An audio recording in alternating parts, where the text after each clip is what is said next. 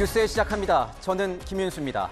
내일부터 임시국회가 문을 엽니다. 국민의힘은 반대했지만 더불어민주당이 단독 소집한 겁니다. 국회가 열심히 일하겠다면서 문을 여는 건 환영할 일이죠. 하지만 여당은 야당에 불순한 의도가 있다고 주장합니다. 이재명 방탄일 뿐 북한 무인기 사태는 핑계거리라는 겁니다. 시작도 전에 벌써부터 동상이몽. 이번 임시국회 과연 잘 굴러갈까요? 오늘의 첫 소식, 조아라 기자가 여야의 목소리를 들어봤습니다. 민주당은 내일부터 30일간의 임시국회 소집 요구서를 제출하면서 각종 현안 대응을 이유로 들었습니다. 북한 무인기 침투에 대한 현안 질의, 민생 법안 처리를 위해 필요하다는 겁니다. 첫 번째는 지금 북한 무인기와 관련해서 현안에 대한 파악이 있어야 되지 않겠습니까? 북한의 무인기가 어떻게 왔고 또 어떻게 대응했는지에 대해서. 민주당은 9일에는 안보 위기, 10일에는 경제 위기와 관련한 본회의 긴급 현안 질의를 요구한 상황입니다. 국민의힘은 반대 입장을 분명히 했습니다. 민주당이 이 방탄을 위해서 1월 임시국회를 소집하고 방탄국회라는 이야기를 들을까 봐 긴급 현안 질의를 신청하는 것이 아닌가. 이 대표가 10일 조사를 받은 직후 검찰이 구속영장을 청구할 가능성이 있다고 보고 민주당이 이를 막기 위해 1월 임시국회를 열었다는 겁니다. 현역 국회의원은 현행범인 경우를 제외하면 회기 중 국회 의결 없이 체포할 수 없습니다. 주호영 원내대표는 북한 무인기 관련 현안 질의는 국방위에서 비공개로 할 수 있지만 본회의에서 하는 건 군사정보를 공개하는 것이라 불가하다고 설명했습니다. 설 연휴를 앞두고 윤석열 정부의 실정을 부각하려는 민주당의 공세에 말려들지 않겠다는 의도도 엿보입니다. 예산안과 쟁점 법안을 놓고 극한 대립을 벌였던 여야가 1월 임시국회에서도 강대강 대치를 이어갈 전망입니다. 채널A 뉴스 조아라입니다. 검찰 소환을 이틀 앞두고 조사 준비에 한창인 이재명 대표가 돌연 라이브 방송에 등장했습니다. 그리고는 내부 총질하지 말라 이렇게 목소리를 높였습니다. 왜 그런 걸까요? 우형기 기자가 그 이유를 들여다봤습니다. 이재명 더불어민주당 대표가 성남FC 후원금 의혹 사건과 관련한 오는 10일 검찰 출석을 앞두고 막바지 준비에 들어갔습니다. 이 대표는 공식 일정을 모두 비우고 과거 경찰 수사의 사실관계를 재점검하고 검찰의 예상 질문을 검토하는 것으로 알려졌습니다. 아침에 그래서 몇 분하고 통화를 해봤는데요. 그냥 조용하게 좀 준비하는 것으로 알고 있습니다. 최근 이 대표의 변호인단에는 문재인 정부에서 첫 법무부 검찰국장을 지낸 박균택 전 광주고검장이 합류해 총력 대응에 나선 상황입니다. 이 대표 출석 당일에는 당 지도부도 동행할 예정인데 이 대표 측 관계자는 대표가 당당하게 임하겠다고 밝힌 만큼 입장 표명도 있을 것이라고 말했습니다. 이미 잘 아시는 것처럼 무혐의로 종결됐던 사건입니다. 검찰의 행태가 도저히 납득하기 어렵지만 당당하게 임하도록 하겠습니다. 이 대표는 지지층 결집에도 주력하고 있습니다. 어젯밤 진보 성향의 한 유튜브 실시간 방송에서 내부 총질은 이적 행위, 총구는 밖으로 향해야 된다며 단일 대우를 강조한 겁니다. 검찰 조사 이후 반격도 준비 중입니다. 조사 다음 날인 11일, 지역구인 인천에서 경청 투어를 재개하고 이르면 12일에서 13일에 신년 기자회견을 열어 검찰발 보도에 맞대응할 계획입니다. 채널A 뉴스 우현기입니다. 이런 이재명 대표의 발언에 야당 지지층도 호응하는 분위기입니다. 이 대표 지지자 1,500명이 성남지청에 모일 것으로 예상됩니다. 반대 세력까지 집회를 예고하고 있어 혼란이 불가피해 보입니다. 김민공 기자가 경찰의 대비 상황을 취재했습니다. 이재명 더불어민주당 대표가 성남FC 불법 후원 의혹으로 수원지방검찰청 성남지청에 출석하는 건 모레 오전 10시 반. 경찰도 집회 신고 현황을 토대로 대응 준비에 들어갔습니다. 남한산성 입구역 3번 출구부터 성남등기소까지 성남지청 방향 길가 120m가량에 진보단체 1,500여 명이, 맞은편 길가에는 보수단체 500여 명이 모일 것으로 예상되는 상황. 경찰은 각 집회별로 기동대 700명과 200여 명 등 최대 1000명 투입을 검토 중입니다. 보수와 진보단체 집회는 이렇게 왕복 10차로를 사이에 두고 이뤄지는 만큼 충돌 가능성은 크지 않습니다. 경찰이 우려하는 건 이재명 대표 동선과 부딪히는 우발적 충돌입니다. 이재명 대표가 성남지청 진입을 위해서는 바로 앞 금광시장 사거리에서 좌회전 신호대기가 불가피합니다. 보수단체 집회 지역 바로 앞으로 경찰은 혹시 모를 사태에 대비해 차벽 설치도 검토 중입니다. 이 대표가 2018년 경기지사 당시 친형 강제 입원 등의 혐의로 성남지청에 소환될 때보다 2배 넘는 경력이 투입되는 겁니다. 부당한 올가미를 벗어나려는 불가피한 행동이라는 점 이해해 주시고, 경찰은 오늘 불상사 방지를 위한 사전 현장 답사를 마쳤고 내일 구체적인 대응 계획을 확정합니다. 채널A 뉴스 김민곤입니다. 여당에선 이 사람의 거취에 관심이 쏠려 있습니다. 나경원 저출산위원회 부위원장입니다.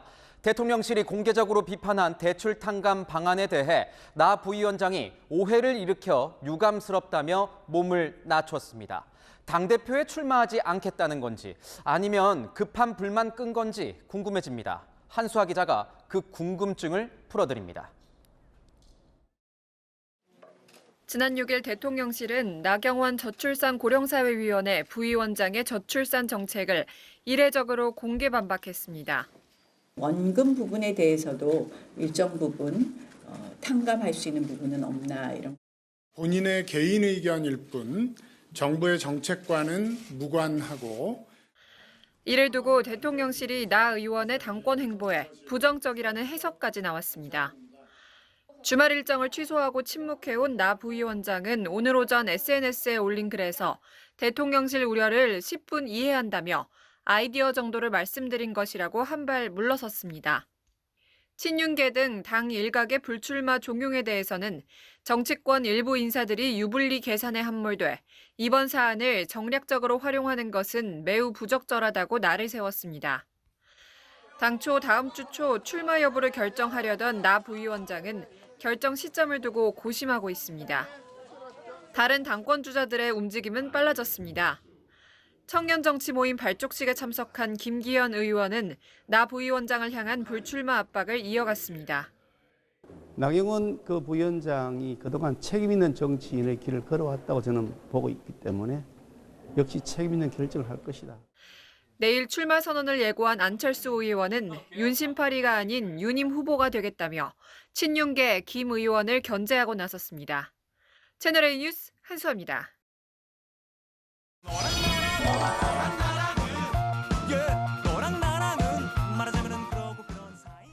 여랑야랑 정치부 김철중 기자 나왔습니다. 자, 첫 번째 주제 바로 보겠습니다. 눈물의 의미. 지난 2일 공수처 신무식에서 김진우 공수처장이 눈물을 흘렸다고 하던데 혹시 그 얘기인가요? 그렇습니다. 국민의힘은 김 처장의 눈물의 의미 이렇게 해석했습니다. 지난 정권의 친이병 노릇을 못한 것에 대한 미안함. 파리만 날리고 있는 공수처의 모습에서 느껴지는 자신의 앞날에 대한 불안함. 그러면서 눈물이 나면 사표부터 내고 집에 가서 울라면서 공수처 해체만이 답이다라고 지적했습니다. 집에 가서 울라. 공수처는요, 지난 정부에서 권력형 비리를 처단하겠다 그렇게 해서 이렇게 출범을 한 것인데 역할을 제대로 하고 있는지 그 논란은 계속해서 이어지고 있지 않습니까? 네, 공수처가 출범 취지의 의도대로 운영되고 있느냐 이런 지적이 계속돼 왔죠. 지난 국정감사 당시 발언 먼저 들어보시죠. 최소한 우리 같은 정치인들한테 기억날 만한 사건이 한두 건은 좀 있어야 되지 않았겠습니까? 예, 저도 그렇게 생각합니다. 누구보다도 성과에 대한 압박, 실적에 대한 압박을 많이 받고 있습니다. 민주당은 오히려 공수처에 더 힘을 실어줘야 한다는 입장인데요. 민주당 의원들은 지난해 말 공수처 검사와 수사관 인력을 늘리는 법안을 발의해 놓은 상태입니다. 그렇군요. 민주당이 이렇게 공수처 살리기에 굉장히 힘을 쏟는 이유 따로 있을까 싶기도 한데 어떻습니까? 취재된 게 있습니까? 네, 결국 지금의 검찰을 믿지 못하는 게 가장 큰 이유라고 할 수 있겠습니다. 실제 민주당은 전 정권 관련 수사와 감사를 진행 중인 검찰, 감사원 관계자들을 공무상 비밀누설죄로 공수처에 고발하기도 했고요. 뇌물수수 혐의를 받는 노웅래 민주당 의원의 수사도 검찰이 아닌 공수처가 해야 한다, 이렇게 주장하고 있습니다. 검찰의 편파적인 수사 행태는 윤석열 정권의 상징이 됐습니다. 검찰은 노웅래 의원에 대한 사건을 공수처로 넘기십시오. 네, 두 번째 주제 보겠습니다. 쌍방과실. 북한의 무인기 이 도발과 관련해서 여야의 공방이 여전히 이어지고 있는 것 같습니다. 어떻습니까? 네, 오늘 민주당은 우리 군이 아닌 윤석열 대통령을 겨냥했습니다. 윤 대통령이 북한 무인기 도발에 대응해 우리 군 무인기를 북한으로 보내라고 한 지시, 이게 정전협정 위반이라는 겁니다. 윤석열 대통령의 어설픈 대응 때문에 명백한 북한의 도발이 쌍방과실, 독인 개긴으로 둔갑한 것입니다. 민주당은 윤 대통령 지시 때문에 북한 도발을 유엔 안보리에 제소할 수 없게 됐다고 주장합니다. 지금 보니까 민주당은 계속해서 이 윤 대통령이 군대를 다녀오지 않아서 대처를 잘못하고 있다, 이런 입장, 이런 주장을 계속하고 있는 것 같아요. 네, 맞습니다. 최근 민주당 논평에서 빠지지 않는 단어, 바로 군 미필입니다. 안보에 대해 제대로 알지도 못하는 군 미필의 대통령이 군 미필 대통령의 안보 무지와 무책임한 선동이 윤 대통령은 양쪽 눈 시력의 차이가 많이 나는 부동시로 군대를 면제받았습니다. 지난 대선 후보 시절에도 병역 기피 의혹에 대해 여러 차례 공격 대상이 됐죠. 군대 제대로 갔다 온 사람 저밖에 없습니다. 군대도 가지 않은 사람이 어떻게 국군 통솔할 수 있겠다는 말입니까? 안 의원 말처럼 이재명 대표 역시 소년공 시절 팔을 다쳐 병역 면제를 받았습니다. 병역 면제를 받았군요. 국민의힘도 가만히 있진 않을 것 같습니다. 지금 보면 민주당을 향해서 좀 자중해라, 이렇게 비판을 하고 있네요. 네, 간단히 말해 번지수를 잘못 찾았다, 이런 주장인데요. 지금은 대통령과 정부가 아니라 북한을 비판할 때라는 겁니다. 정진석 국민의힘 비상대책위원장은 오늘 SNS에 민주당이 국가안보가 파탄날 것처럼 달려들고 있다면서 대한민국 안보를 위협하는 민주당의 적은 휴전선 너머에 있다고 비판했습니다. 북한의 잇따른 도발로 국민들이 불안한 이때 여야 모두 정치 공방보다는 국민의 안전을 지킬 방법에 대해 머리를 맞댔으면 좋겠습니다. 네, 지금까지 야랑이었습니다. 최악의 미세먼지는 오늘도 계속됐습니다. 중국 북동부에 머물던 미세먼지가 날아온 데다 고비 사막의 황사까지 겹쳤기 때문입니다. 이번 주 목요일까지는 외출할 때 마스크 단단히 쓰셔야겠습니다. 배영진 기자입니다. 하늘엔 구름 한 점 없이 파랗습니다. 하지만 지상은 고농도 미세먼지와 황사로 대기질은 오늘도 최악이었습니다.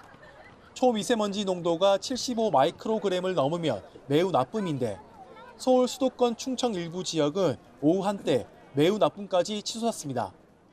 미세먼지 있다고 하니까 웬만하면 착용하고 돌아다니고 있습니다. 네, 그때 집에 가서 이제 가글 하고 그다음에 코 세척도 이제 한 번씩 해주고 그러죠.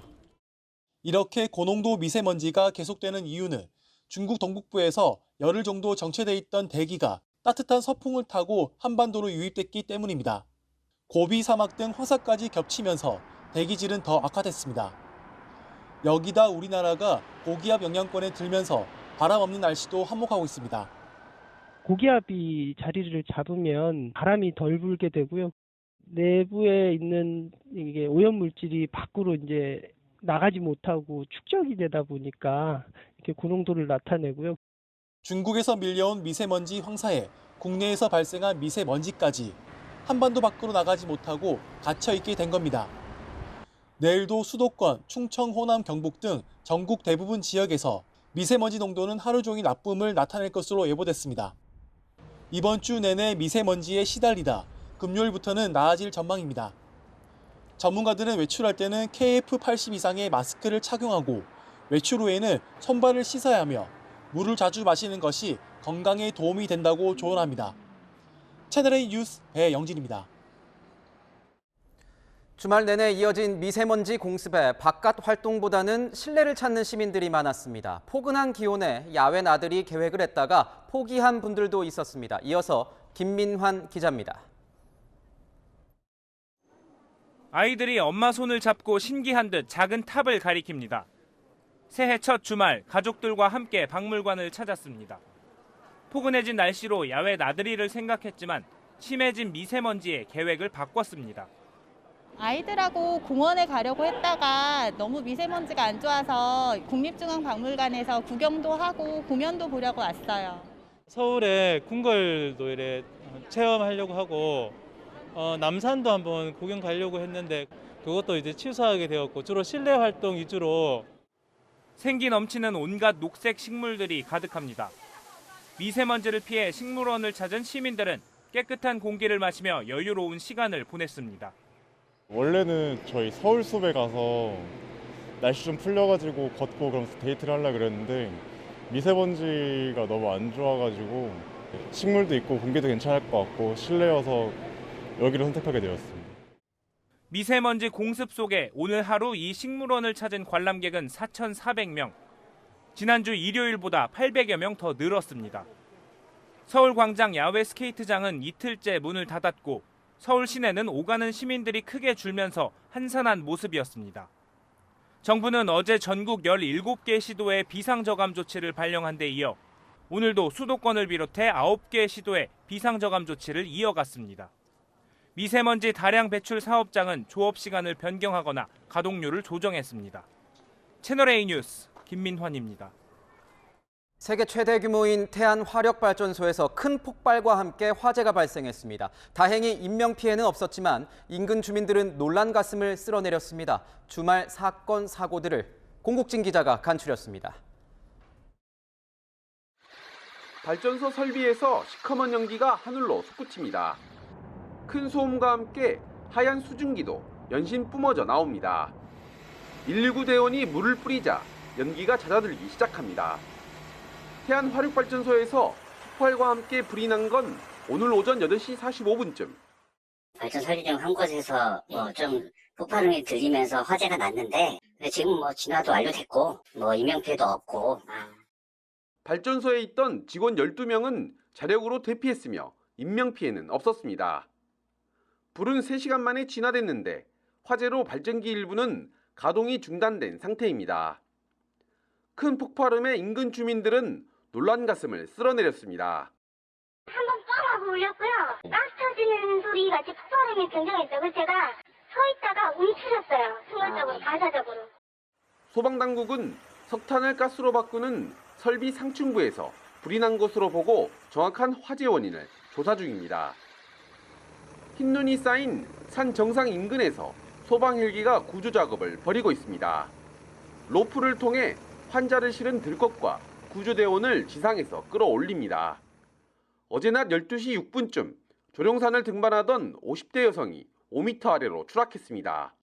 조령 2관문에서 3관문 가는 사이에 추락을 하셨다고 하고 높이는 2에서 5m 정도 된다고 돼 있네요. 의식이 있었고요. 뒷목에 통증이 있었다고 돼 있어요. 어젯밤 10시 36분쯤엔 충남 예산군의 한 도로에서 승용차가 가로수를 들이받은 뒤 넘어지면서 불이 났습니다. 이 사고로 외국인 2명이 숨졌습니다.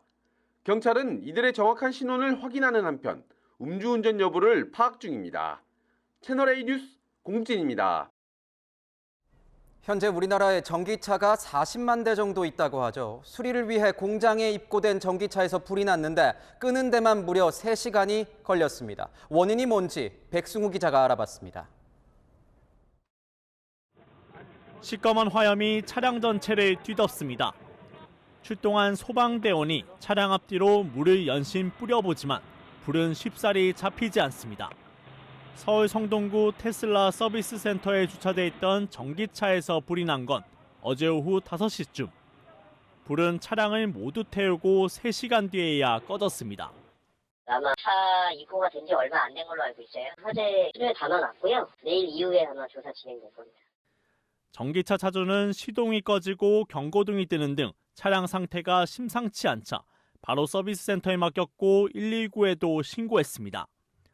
하지만 소방차가 출동해 지켜보는 순간 갑자기 불길이 치솟았는데 리튬이온 배터리팩이 손상돼 내부 온도가 700도까지 순식간에 올라가 화재로 번지는 배터리 열폭주로 보입니다. 이런 열폭주 때문에 전기차는 한번 불붙으면 속수무책입니다. 8시간 넘게 불타기도 하는데 터널이나 지하에 화재가 발생하면 재앙이나 다름없습니다. 그나마 불난 차량을 물에 완전히 담그는 이동형 소화수조가 대안으로 꼽히지만 전국에 15개 뿐으로 턱없이 부족합니다. 보급 대수에 비해서 따라가지 못하고 있어서 한두 건 생기게 되면 소비자가 공포감을 조성할 수가 있어요. 매뉴얼도 업그레이드가 계속 돼야 돼요. 전기차가 새로 나오게 되면. 이번에 화재가 난 차량은 대형 SUV인 모델 X로 지난 2020년 용산의 한 고급 아파트 지하주차장에서 대리기사가 운전 중 벽을 들이받고 화재가 나 동승석에 타고 있던 차주가 숨진 사고도 있었습니다. 채널A 뉴스 백수입니다. 이기영이 저질렀다고 자백한 택시기사와 동거녀 2건의 살인사건 가운데 시신을 못 찾은 이 동거녀 살인사건이 미궁에 빠질지도 모릅니다. 추가 증거를 찾느냐 못 찾느냐에 따라 유무죄가 갈릴 수도 있는 상황입니다. 김정근 기자입니다.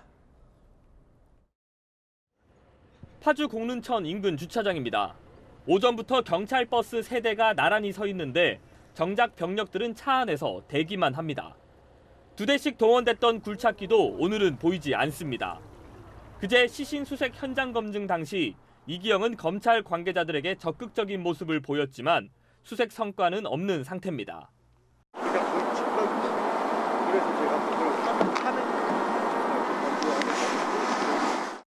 시신 수색 13일째, 물밑도 수색하고 땅도 파봤지만 시신이 나오지 않자 수사당국은 지난해 8월 폭우로 시신이 유실됐을 가능성도 열어놓고 있습니다. 경찰은 시신을 못 찾아도 이기영 진술과 집에서 나온 혈흔으로 혐의 입증이 가능하다고 말합니다. 하지만 형사소송법상 피의자의 자백만으로는 증거 능력이 없습니다. 또 시신이 없으면 피해자의 타살 여부와 사망 시각, 살해 방법 등을 구체적으로 증명하기 어렵습니다.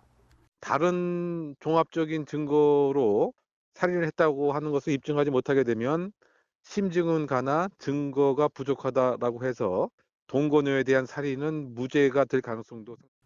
같은 시신 없는 살인이라도 2019년 펜션에서 남편을 살해한 고유정 사건은 유죄, 2005년 내연녀 언니 저수지 살해 사건은 무죄를 받았습니다. 차이는 범행 도구와 혈흔 등 추가 핵심 증거가 있느냐 없느냐였습니다. 경찰은 시신을 못 찾을 경우에 대비해 혐의 입증을 위한 추가 증거와 목격자 확보에 주력할 계획입니다. 채널A 뉴스 김정근입니다. 10년 뒤 동창회 필수 준비물이 마스크가 될 거란 말 아십니까? 마스크를 쓰고 수업을 들어서 이 같은 반 친구 얼굴, 마스크를 써야 알아본다는 겁니다. 거기다 대면으로 했던 학교 행사마저 사라져서 졸업할 때까지 맨 얼굴 한 번 못 본 친구도 있다는데 다행히 3년 만에 대면 졸업식이 부활했습니다. 김예지 기자가 현장 카메라에 담았습니다. 교문 앞에서 파는 꽃다발 정말 오랜만에 보시죠? 외부인 출입이 끊겼던 규정이 이렇게 다시 활기를 띠고 있습니다. 3년 만에 열린 대면 졸업식 때문인데요. 현장으로 가보겠습니다. 사람들로 가득 찬 강당. 가발에 선글라스로 한껏 꾸민 학생들이 춤을 춥니다.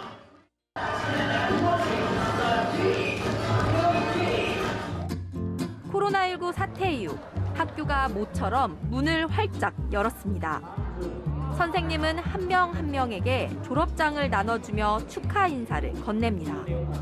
모두가 함께하는 3년 만의 첫 졸업식입니다. 환호와 박수가 실내를 가득 메우며 축제장을 방불케 합니다.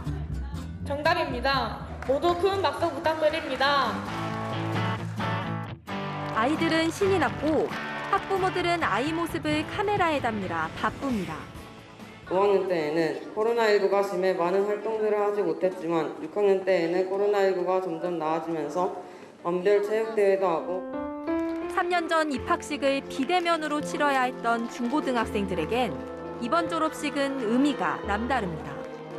답답한 마스크를 쓴 채 힘들게 공부해야 했고 축제나 수학여행은 엄두도 못 냈던 시간이 주마등처럼 스쳐갑니다. 친구들과 얼굴을 마주하고 마지막 인사를 나눌 수 있어 다행입니다. 코로나 때문에 등교를 하지 못했습니다.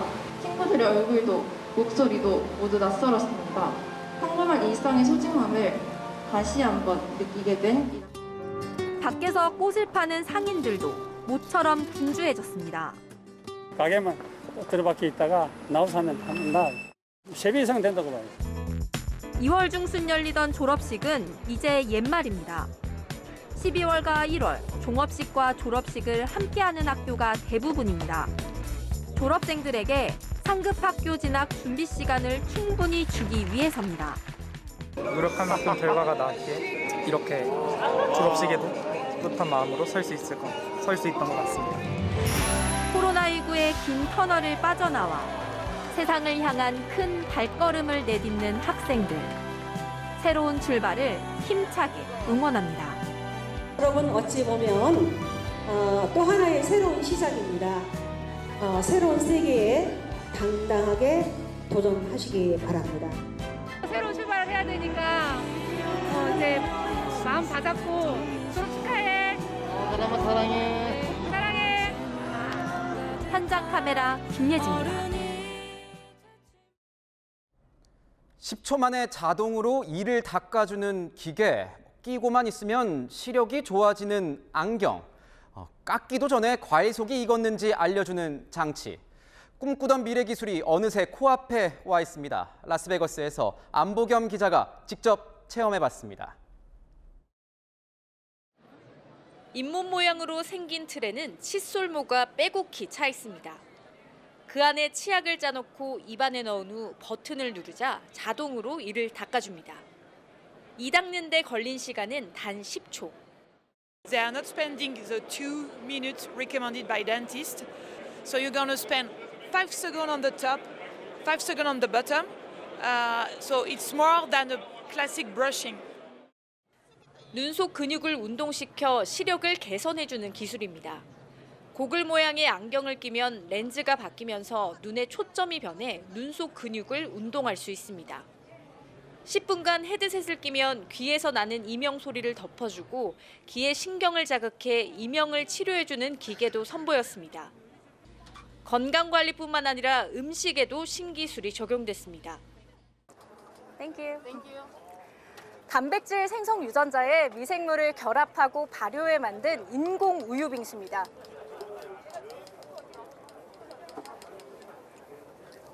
실제 우유 맛과 크게 다르지 않습니다. 과일이 익었는지 못 먹을 상태인지 단 몇 초 만에 확인할 수 있는 기계도 눈길을 끌었습니다. 육안으로는 과일 상태를 알 수 없는 아보카도를 기계에 갖다 대자 덜 익었다는 표시가 나옵니다. 한 번 딴 캔 뚜껑도 다시 닫을 수 있게 돼 탄산이 날아가는 걸 방지해 줍니다. 여기에 90초 만에 따끈한 쌀국수뿐만 아니라 불고기 덮밥 등 방금 조리한 음식을 뽑아 먹는 음식 자판기도 공개됐습니다. 전 세계의 새로운 기술이 우리 일상에까지 파고들었습니다. 라스베이거스에서 채널A 뉴스 안보겸입니다. 뱅보드 차트란 말 아십니까? 뱅크, 은행과 이 빌보드 차트를 합쳐서 만든 신조어인데요. 금리가 가파르게 오르자 예금 이자를 많이 주는 은행들 순위를 매긴 겁니다. 요즘은 이 뱅보드 차트에서 1년 이하 단기 예금이 아닌 2, 3년짜리 긴 예금을 찾는 사람들이 늘었다고 합니다. 정현우 기자가 그 이유를 알려드립니다. 고금리 영향으로 안전한 예금에 여윳돈이 몰리는 가운데 최근 만기 2년 이상 장기 예금에 투자하는 사람들이 늘었습니다. 30대 전모 씨는 작년 말 성과급으로 받은 500만 원을 2년짜리 정기 예금에 묶었습니다. 요즘 부동산도 좀 주식도 좀 어려운 것 같아가지고 그거 이제 꼭지에 다다른 것 같아서 2년에 한 5% 정도 되는 예금으로 저희 연말 성과금을 다 옮겼습니다. 4대 시중은행에서 지난해 10월 만기 2, 3년짜리 정기예금에 신규 가입한 계좌는 7만 개. 작년 1월보다 158% 늘었습니다. 현재 은행 정기예금 금리는 만기 1년짜리가 가장 높습니다. 또 돈을 오래 묶어두는 게 부담스러운데도 이렇게 장기예금에 돈이 몰리는 것은 한국은행의 기준금리 인상이 막바지에 이르렀다고 보는 이들이 많기 때문입니다. 13일 한은이 올해 첫 금리 결정에 나서는 가운데 최종 금리는 연 3.5에서 3.75%로 전망되는 상황. 당장은 아니지만 2, 3년 뒤엔 기준금리가 지금보다 낮을 수 있다고 보고 장기 예금을 드는 겁니다. 다만 주의할 점도 있습니다. 중간에 해약하면 제대로 된 약정일을 못 받거든요. 해지할 필요가 없는 그런 자금을 가지고 좀 만기를 분산하는 거는 의미가 있을 것 같긴 합니다. 만기 전에 해지할 경우 가입 기간에 따라 금리를 차감하는데 1년을 못 채우면 약정이자의 절반에서 70% 정도만 받을 수 있습니다. 채널A 뉴스 정현우입니다. 3년 동안 높이 쌓았던 중국의 방역 만리장성이 오늘 무너졌습니다. 그런데 중국에서 오는 불청객들을 막기 위해 벽을 높이는 국가들은 오히려 늘고 있습니다. 권갑구 기자입니다. 전광판에 도착 항공편의 색깔이 바뀌고 가족과 친지들이 입국장을 가득 채웁니다. 지난 2020년 3월 이후 처음으로 강제 격리 없이 입국한 시민들은 가족들과 포옹합니다. 非常开心，非常开心，真的一路很顺利就过来了，就这次是第一次回来这么顺利，非常开心。 홍콩에선 아침 시간 굳게 닫혔던 철제 가림막이 올라갑니다. 歸心似箭咯，3年啊嘛，刻不容緩啊，暢通無阻。 당국이 중국 본토와 홍콩 사이 격리 없는 인적 왕래를 재개하자 7개 검문소를 통해 오늘부터 하루 6만 명의 입경이 허용된 겁니다. 한때 3주에 달했던 해외 입국자에 대한 강제 격리가 사라졌습니다. 방문이나 체류 허가를 받은 외국인은 출발 48시간 전에 실시한 PCR 검사 음성 결과만 있으면 입국이 가능합니다. 홍콩에선 입경 예약 접수가 시작되자 사흘 만에 34만 명 이상이 몰렸습니다. 感谢香港跟国内这个政府，现在这个通关啊，真的很爽的啊。 중국에서조차 코로나19의 급격한 확산을 우려하는 전문가의 목소리가 커지고 있습니다. But the one thing is the virus is mutating very fast. That tells us that you can't totally rely on vaccines and the medicines. 우리 정부는 중국 본토에 이어 어제부터 홍콩과 마카오 입국자도 음성 확인서를 제출하도록 의무화한 가운데 오늘 네덜란드와 포르투갈까지 모두 21개국이 중국발 입국 규제를 발표했습니다. 채널A 뉴스 권갑구입니다.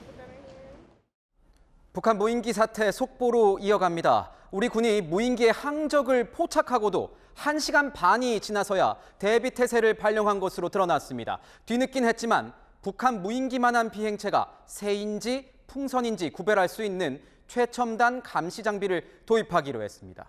안건우 기자입니다.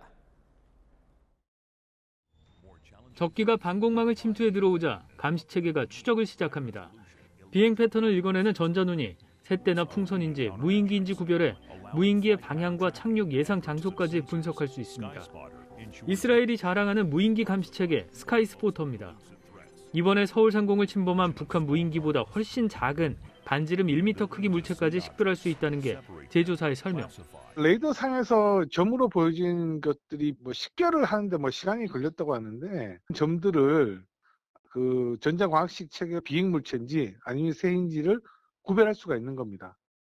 국방부 관계자는 스카이스포터는 아니지만 북한 무인기 대응 강화에 추가 전력 소요를 검토하고 있다는 입장.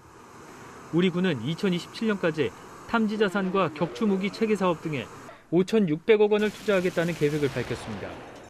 첨단 드론 탐지 장비 도입이 초미의 관심사로 떠오른 가운데 우리 군의 우왕좌왕 대응은 또 도마에 올랐습니다. 군은 지난달 26일 10시 19분에 북한 무인기를 포착했지만 6분이 지나 상급 부대에 보고했습니다. 그러나 대응에 나선 합동참모본부는 수도를 지키는 부대의 상황을 전파하지 않았고 무인기 대비태세에 돌입하는 두루미 발령까지는 1시간 반 넘는 시간이 걸린 것으로 드러났습니다. 그동안 북한 무인기는 서울 상공을 휘젓고 다녔습니다. 우리 군은 최초 발견 부대와 수도를 지키는 부대 사이에 상황 공유와 협조가 부족했다는 점을 인정했습니다. 채널A 뉴스 안건우입니다.